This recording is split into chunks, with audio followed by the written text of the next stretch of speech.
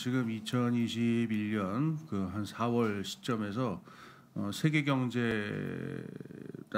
지금 세계 경제 전체 구조에서 어떤 변화들이 있고 여기 주목해야 될 문제가 어떤 것들이 있는지 지금 상황에 대한 얘기를 좀 하겠습니다.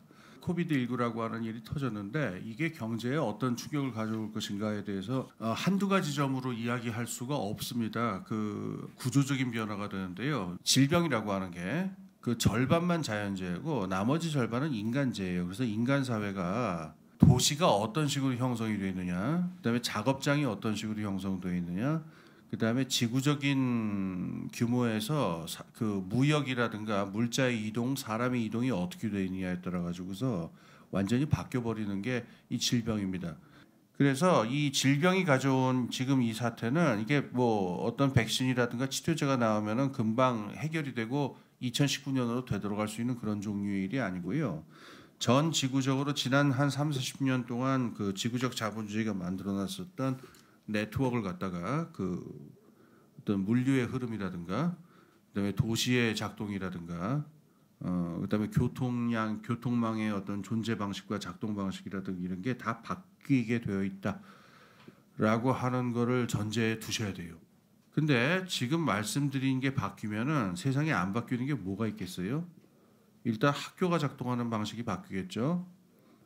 그다음에 재정 지출이 되는 방식, 국가가 운영되는 방식, 행정이 이루어지는 방식. 잘 아시겠지만 금융이라고 하는 거는 단순히 좁은 의미에서의 화폐 시장에서의 수요와 공급에 의해 가지고서 맹그러지는 문제가 아니고 시장 금리가 나타날 때는 뭐 수요와 공급에 의해서 결국은 뭐 나타나긴 하지만 그 화폐 시장에서의 수요 곡선, 공급 곡선 이면을 뒤져보면은 그 별의별 사회적, 자연적 사실이 다 뒤에 숨어가 있게 되죠. 그래서 이게 어떤 식으로 변화될 것인지에 대해서는 구조적 변화가 나타날 거다라는 건데 이거는 예측이 안 돼요. 왜 계산이 불가능하냐면은 보통 우리가 확률이라고 하는 것을 속습니다. 그러니까 우리가 예측을 하는 건 보통 프로젝션을 해가지고 있는 데이터를 가지고 그걸 수리 모델을 만들고 그래서 프로젝션 미래에다가 프로젝션을 해가지고 몇 퍼센트의 신뢰 구간으로 어떤 일들이 벌어질 것이다. 뭐 상관계수가 어쩌다 뭐 이런 걸 갖다가 회귀 분석을 해서 미래에 투자를 하는 방식인데 확률론 통계론의 가장 밑바닥에 있는 중요한 전제가 있어요. 모든 경우의 수를 다 알고 있다라고 하는 거예요. 경우의 수를 다 파악하지 못할 경우에는 리스크 계산이 사실상 불가능하고 개연성 있는 예측만이 된다라고 하는 건데 그럼 이런 상황에서는 대처할 수 있는 방법은 무엇밖에 없냐면은 벌어지고 있는 일들을 기술해 나가는 수밖에 없어요. 제가 오늘 드리고자 하는 말씀은 두 가지 종류로 이렇게 나눠서 얘기하면 되겠어요. 하나는 재정이나 금융에서 어떤 변화가 벌어질 거냐 하고 노동이라든가 산업, 그다음에 우리 실제 서민들 실제 생활에서 어떤 변화가 벌어질 것이냐 이 두 가지를 나눠서 말씀을 드리겠습니다. 이 K자 회복이라고 하는 말에 근거해서 그런 건데요. K자가 두 개로 갈라져 있죠. 하나는 위로 올라가고 하나는 내려가는데 지금은 많이 알려져 있으니까 제가 더 설명은 안 하겠어요. 자산 시장이라든가 대기업 부문, 금융 부문 이 부분은 계속 위로 올라가게 될 거고 노동시장이라든가 산업경제라든가 서민경제 같은 거는 계속 아래로 내려갈 것이다. 그러니까 K자 양상을 띌 거다 이런 얘기를 이제 많은 사람들이 했었어요. 그리고 지금 실제로 그렇게 됐고 지난 40년 동안 이른바 신자유주의 시기라고 하는 구조는 딱 이렇게 생겨 있는데 기초는 자유무역입니다. 재화와 서비스의 이동을 가로막고 있던 이런저런 규제를 다 없애버린다. 그게 WTO가 꿈꾸는 바죠. 거기에는 모두 있냐면은 그 단순한 어떤 재화와 서비스 좁은 의미의 그것만이 아니고 지식이라든가 정보라든가 5만 가지 유형 무형의 요소들이 다 자유롭게 이동할 수 있도록 만든다. 추가해서 천연자원이라든가 그야말로 유형 무형의 돈으로 사고 팔 수 있는 모든 것들은 최대한 자유롭게 지구적 시장, 지구적 규모에서 이동할 수 있도록 만들어서 지구적 시장을 창출한다라고 하는 게 한 축이에요. 그게 WTO 시스템이고요. 그 다음에 이런 그 지구적 무역 시스템을 갖다가 규제하는 그 규제 원리는 뭘로 그럼 삼을 것이냐? 이거는 금융시장의 전 지구적인 통일이에요. 그 시스템을 규제하는 규제의 원리가 어떻게 되어 있냐면요. 돈을 찍어서 금융하고 대기업한테 주도록 되어 있습니다. MMT라고 하는 것에 대해서 왈가왈부들이 많은데 그 MMT는 새로운 이론이 아니고요. 지난 3, 40년 동안 각국의 금융당국, 재정당국이 했었던 바를 그냥 묘사한 것에 불과합니다. 근본위기가 깨진 다음에 완전히 사라진 70년대 초 이후에 실제로 어떻게 해왔냐면은 각국 정부는요. 뭐 필립스 커브는 무슨 필립스 커브예요. 그냥 뭐 인플레이션을 막는다라는 선언적인 얘기는 있지만은 필요한 만큼 돈을 찍었고 그린스펀 이후로 금리는 계속 내렸어요. 계속 저금리 정책을 썼어요. 그래서 자산 가격을 계속 끌어올린다. 경제 위기가 났을 때 대응 방식도 똑같습니다. 은행을 필두로 해서 유동성을 무지막지하게 공급합니다. 그러면은 은행은 이걸 가지고 대기업이라든가 대기업에 조금 대출하고 대기업은 보통 그 대출을 필요로 하지 않죠. 대기업은 이제 직접 자금을 다 직접 금융으로 다 직접 조달을 하니까. 그리고 은행은 그렇게 해서 그 공급된 유동성으로 헤지 펀드라든가 다른 어떤 그 인터미디어리들을 사용을 해가지고서 그냥 금융시장 그 각종 금융시장 자산시장에 들어가가지고서 그냥 돈을 벌어요. 그것의 결과로서 일자리가 창출이 되고 그것의 결과로서 경제 성장률 같은 것들이 이제 주어지게 되죠. 지난 작년에 우리나라 정부도 그렇고 각국 정부가 대응한 방식을 보면은 코로나 사태에 어떻게 대응할 거냐 간단해요. 그냥 돈 풀겠다는 거예요. 자산시장에서 유동성이 넘쳐났을 뿐이지 노동시장에서 뭐 실업률이 많이 해결되긴 했습니다. 미국에서. 근데 이게 긱잡이 늘어났을 뿐이지 무슨 좋은 일자리가 많이 생기는 건 전혀 아니었죠. 그래서 K자의 한쪽 축인 금융 및 자산시장, 그 다음에 대기업 부분 이런 것들은 뭐 점점 더 잘 되고 더 안정적이 될 거다라고 하는 예측을 할 수가 있는 건데 이 아래로 처박히는 K자의 두 번째 축은 노동시장의 상태라든가 그 다음에 노동시장으로 포착이 되지도 않는 불안정 노동이라든가 서민경제라든가 이런 부분들의 상황은 어떻게 될 거냐 소리 없이 악화되고 소리 없이 죽어갈 것이다라고 하는 건 뭐 이미 작년 4월, 5월에 충분히 예견되는 일이었었고 그게 지금까지의 상황입니다. 지난 30년 동안 그 중앙은행이 유동성을 공급을 할 적에 남아 있는 그 마지막 그러니까 어떤 그 제약 조건이라 할까요? 그거는 딱 뭐였냐면 인플레이션이 벌어지지 않게 한다라고 하는 거였는데.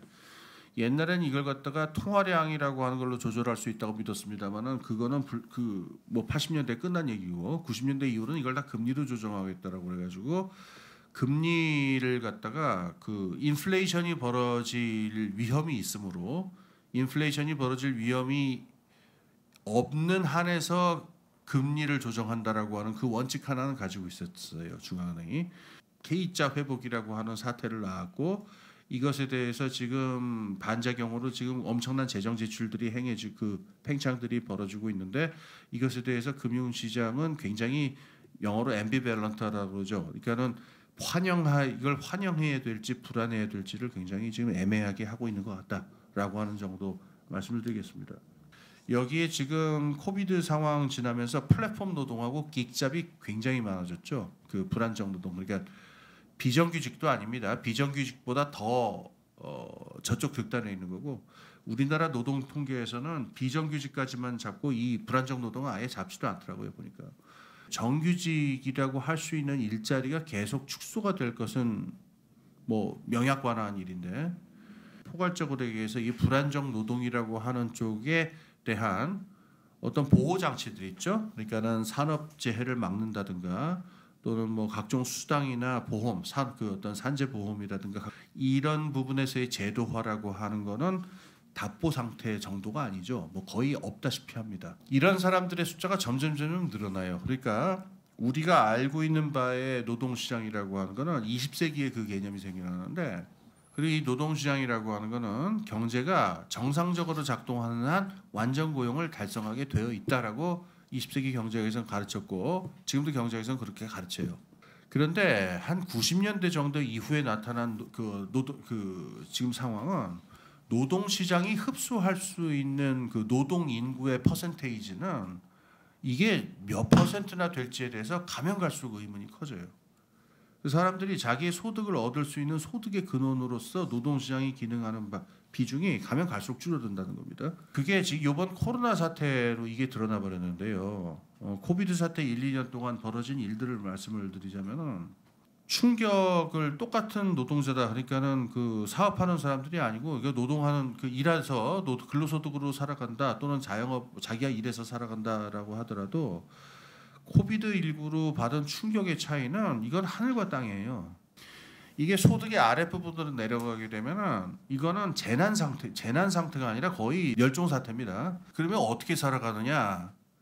지금 여기서 강조하고 넘어가야 되는 부분이 있는데 지금 20, 30대 여성들의 자살률 얘기에 대해서 혹시 좀 들어보신 분이 있는지 모르겠습니다. 신문에 한 몇 번 그 보도가 된 적이 있었는데 20, 30대 여성들이 보통 당하고 있는 고통, 뭐 실업이라든가 그다음에 소득 감소라든가 이게 전체 평균의 보통 한 7배 정도로 드러나는 걸 보고서 무지하게 충격을 받았다고. 근데 생각을 해보니까 그렇다는 거예요. 20, 30대 여성들의 경우에는 지금 상황에서 할 수 있는 일이 없어요. 그럼 여기서 이 사람들한테 주어지는 옵션이 뭐가 있느냐? 자살이에요, 그냥. 그래서 이거를 해결하기 위해서 지금 긴급하게 나왔었던 그런 안들이 몇 개 있습니다.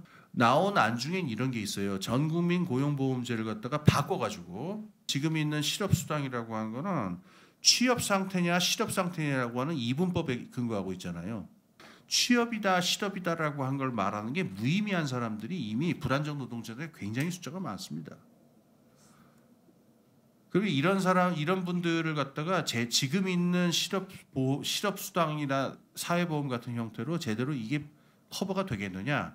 그래서 이제 파격적인 아이디어들이 필요하다. 나온 아이디어 중에 전국민 고용보험제를 갖다가 좀 더 혁신적으로 바꿔가지고 소득을 보장하는 형태로.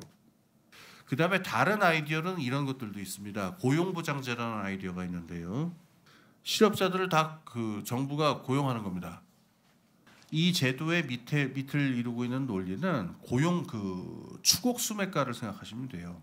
그러니까 추곡 수매가 정책이라고 하는 거는 정부가 그 쌀 시장에 개입을 해가지고 쌀 가격을 결정을 한 다음에 안 팔리는 쌀은 정부가 전량 수매하는 게 추곡 수매가 정책이죠. 그러니까 초과 공급이 된 노동자들을 정부가 최저임금으로 전량 수매를 하는 거죠. 곡물시장으로 얘기를 하자면 전부 다 고용을 하는 겁니다. 심한 금융경색이 벌어지거나 금융공황이 패닉이 오게 되면 중앙은행이 어떻게 해요? 유동성을 원하는 모든 금융기관에 그냥 퍼주죠. 최종 대부자라고 합니다. 그런 게 어디 있어요? 따지고 보면. 신용경색이 벌어져가지고 유동성이 부족하다 그러면 유동성의 가격이 뛰어가지고 금리가 올라가는 게 당연하고 그래서 망할 건 망할 기업들은 망하고 그래가지고 시장 메커니즘에 의해서 다시 금리라든가 화폐 시장에서의 그 기능이 되찾게 하는 게 그게 시장 기능이잖아요. 그런데 그렇게 하는 과정에서 어떻게 됩니까? 금융기관들 날아가고 줄도산 사태 벌어지고 경제가 박살이라니까. 이걸 막기 위해서 1870년대부터 영국의 뱅크 오브 잉글랜드부터 시작을 해서 랜더 오브 레스트 리조트다. 최종 대부자다. 그래가지고 금융 패닉이 벌어졌을 적에는 일시적으로 시장 기능을 정지를 하고 중앙정부가 등장을 해서 무제한으로 유동성을 공급한다. 옛날에는 금리라도 높게 매겼는데 19세기에는 이제 그러지도 않죠. 별로. 지금 이런 얘기들이 나오는 맥락은 이미 뭐 코로나 때문에 극적으로 드러났을 뿐이지 코로나 사태 이전부터 20세기식으로다가 노동시장에다가 완전 고용을 맡긴다라고 하는 거는 이미 현실하고 너무나 어긋난 얘기다라고 하는 게 지난 한 20년 동안 다 드러났으니까 그러면 여기서 안전하게 그 보호를 받는 우리나라도 지금 노동시장이 굉장히 이중화되어 있는 게 현실이잖아요. 그래서 그 고용이 그 안정적으로 고용이 보장되어 있고 되어 있지 않고 소득이 불안정한 절반 이상의 노동 인력을 갖다가 그럼 사회적으로 보호하기 위해서 노동시장도 개혁을 해야 되고 사회보장제도도 개혁을 해가지고 평등을 갖다가 달성을 해야 된다 이런 얘기들이 많았죠. 그게 지금 코비드19 사태 때문에 이게 너무 급속도로 악화가 돼가지고 각국에서 지금 빠른 속도로 이게 논의 중입니다. 지금 우리가 해야 될 일은 중심을 잡고 지금 이 위기 상태에 처한 사회경제 시스템의 시급한 요구가 무엇인지를 명확하게 하고 이 전체 국민들의 목소리를 정당히 안 하면 우리가 대변하는 게 할 일이 아닌가 뭐 그런 생각이 듭니다. 금융 노동자가 일자리를 유지하면서 할 수 있는 부문과 그런 종류의 서비스가 어떤 것이냐라고 하는 거는 제 생각에는 그건 기술자들이라든가 누구한테 어떤 객관적인 논리로에 의존할 일이 아니고 우리 스스로 찾아내가야 되는 부분이 아닌가 저는 그렇게 생각을 개발해 나가야 되는 부분이라고 생각을 해요. 자본은 이윤을 위해서 혁신을 하잖아요. 근데 우리 노동은 우리 노동자들의 존엄하고 우리 노동자들의 가치를 보존하기 위해서 우리 노동자들이 어디에 가치가 있고 어디에서 소중한 존재다는 것을 찾아내는 역할을 우리가 해야 된다라고 하는 그 얘기를 했었어요. 금융 노동자들이 가치를 발휘할 수 있는 부분이 어디냐를 갖다 하는 혁신을 자본은 절대로 안 해주잖아요. 그걸 우리가 해야 된다고 생각합니다. 제 말씀은 여기서 맺겠습니다. 감사합니다.